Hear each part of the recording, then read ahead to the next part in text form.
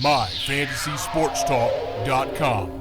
Hey everybody, Brandon Reid here again, MyFantasySportsTalk.com, bringing you the Week 4 edition of Pick 6, where I break down 6 players I think could be sneaky plays on the waiver wire this week. You should run out and grab them while you still have a chance. Number 1 on my list this week is Andy Dalton, the quarterback of the Cincinnati Bengals. Now, Andy is having a good year so far and continues to get better as the year goes on numbers-wise. And Cincinnati's not really been concerned with running the ball so much early on in the season. They've been throwing a lot. So Dalton will take his shots downfield for big plays. And, of course, he has A.J. Green, the big play maker. Now, playing a KC secondary this week that hasn't been too good so far this year. You can ask Aaron Rodgers. He torched them last week, put up big numbers against Kansas City. So Andy Dalton could be big play this week and going on. Always a solid play. He's one of those, I would say, upper echelon guys as far as quarterback goes. And still a lot of opportunity to get him owned, only 72% in ESPN leagues.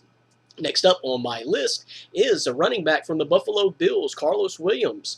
And Carlos comes into this week with a really big opportunity. He is owned in 84% of ESPN leagues, so you're running out of time to grab him. But this week, potentially, with no LaShawn McCoy or Sammy Watkins, means a lot of the load will fall on the rookie's shoulders on the Giants. Now, he's scored a TD in every game so far this year. He's a big physical runner.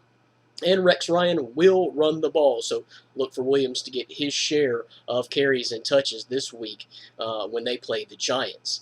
Now, next up on my list is the wide receiver of the Cleveland Browns, Travis Benjamin. Travis is currently owned in 73% of leagues, so still have an opportunity to go out there and get him.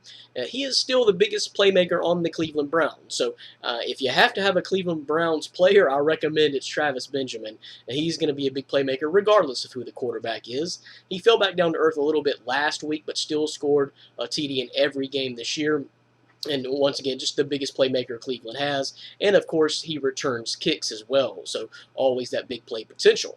Next on my list is a tight end from the Detroit Lions, Eric Ebron. I really like this guy a lot. He is owned in 58% of ESPN leagues. So still plenty of opportunity to run out and grab him.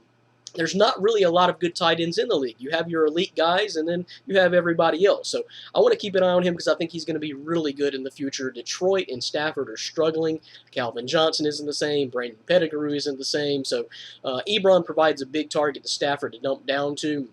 And he scored a TD in 2 of their 3 games.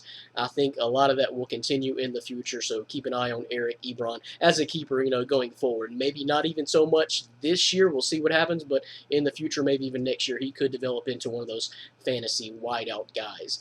Now, next up on the list is Rishard Matthews, wide receiver, Miami Dolphins, currently owned in 61%, but that's up 46% in just this week alone because he could be a breakout star, folks. Devontae Parker hasn't been hasn't been healthy really to develop into that guy. So Tannehill has been throwing a lot and throwing to Rishard Matthews.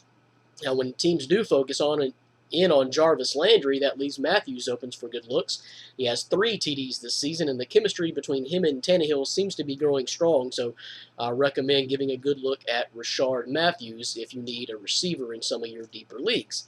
Lastly is the Colts Defense. They're going to be playing Jacksonville this week. They're currently owned in 52%. That's up 34%, possibly having something to do with the fact that they are playing Jacksonville this week. Now, they're projected 12 points in ESPN leagues.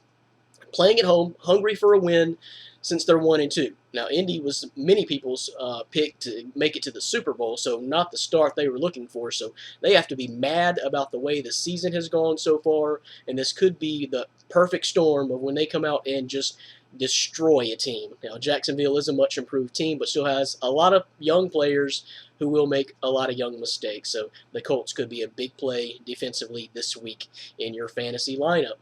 So that's it for the Week 4 edition of Pick 6. Lastly, if you need a kicker, just go get a kicker. This is Brandon Reid, MyFantasySportsTalk.com. Visit our website, visit our YouTube page, and like us on Facebook.